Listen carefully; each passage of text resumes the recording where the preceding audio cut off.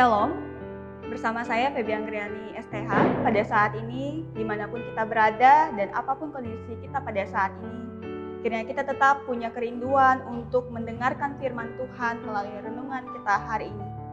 Adapun nas renungan kita hari ini berdasarkan Almanak Nas GKE terdapat di dalam Perjanjian Lama, yaitu Kitab Ester pasal yang ke-8 ayat yang pertama hingga yang ke-17. Dengan perikop perintah raja menguntungkan orang-orang Yahudi. Bapak, Ibu, saudara-saudari, jemaat Tuhan yang terkasih, seringkali kita mendengar beberapa kalimat motivasi mengenai harapan dan makna hidup. Adapun bunyinya demikian. Kalimat yang pertama, selama kita masih bernapas, kita akan terus penuh dengan pengharapan. Kalimat yang kedua, hidup adalah berjuang. Kedua kalimat ini begitu dekat dengan kehidupan kita sehari-hari sebagai orang percaya dan berpengharapan. Apalagi saat kita berada di tengah segala situasi yang akan terjadi maupun sedang terjadi, baik kita maupun sesama kita. Bapak, Ibu, saudara-saudari sekalian, di dalam pengharapan dan perjuangan tentu ada sikap yang mendorong kita untuk melakukannya. Salah satunya, jikalau hal-hal buruk kita ketahui akan menimpa atau akan dialami oleh orang-orang kita kasihi, orang-orang sekitar kita, lantas tentunya kita akan peduli, kita akan berusaha membantu, kita akan berusaha untuk menghindarkan hal-hal buruk itu boleh terjadi di dalam kehidupan mereka. Kita pasti akan mengupayakan semua hal dan banyak hal, berbagai hal untuk boleh berjuang atas semuanya itu. Tentu hal itulah yang dinamakan dengan sikap bela rasa. Lalu apa kaitannya sikap bela rasa dengan nas renungan kita hari ini? Apa saja tantangan sikap yang diambil Ester dalam renungan kita hari ini? Yang pertama tantangannya ialah menghadap dan berbicara kepada Raja Ahasveros.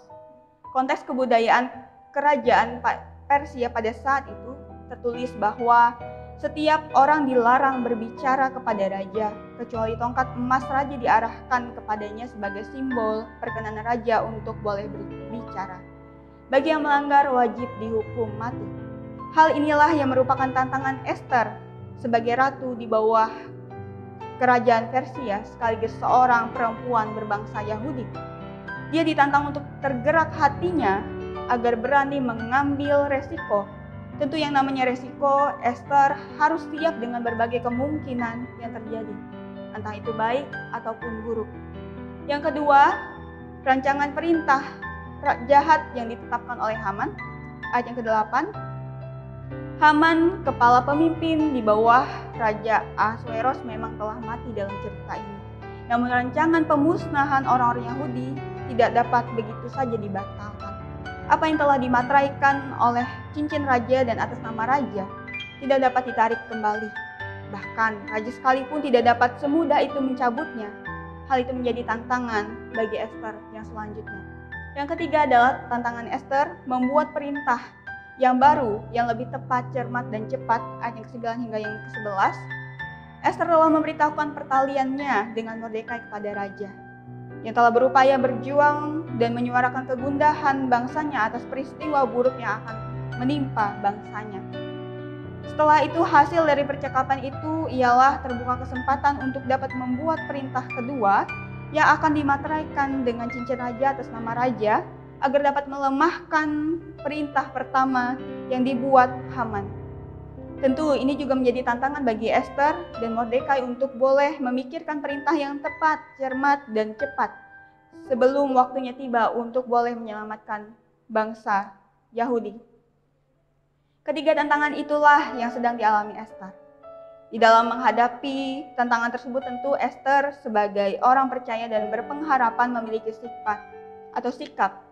Berikut ini beberapa hal yang berkaitan dengan sikap bela rasa yang dilakukan Ester sebagai teladan dalam menghadapi tantangan-tantangan yang terjadi.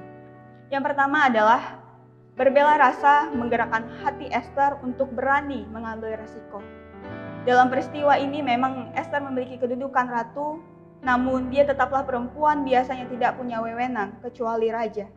Namun dalam hal ini dia punya nilai yang luar biasa yang dapat kita lihat, yaitu dari kemauan dan juga perbuatannya. Dia rela mengambil resiko dan bahkan siap untuk mengorbankan dirinya, bahkan nyawanya demi melindungi sanak saudara dan bangsanya. Kita dapat melihat ketika dia harus memberanikan diri untuk berbicara di tengah konteks kebudayaan yang demikian. Yang kedua adalah terus berjuang berbela rasa demi menghindari kata bela sungkawa terhadap sesamanya. Ester pasti tidak ingin segala sesuatu hal buruk terjadi menimpa bangsanya, sanak saudaranya.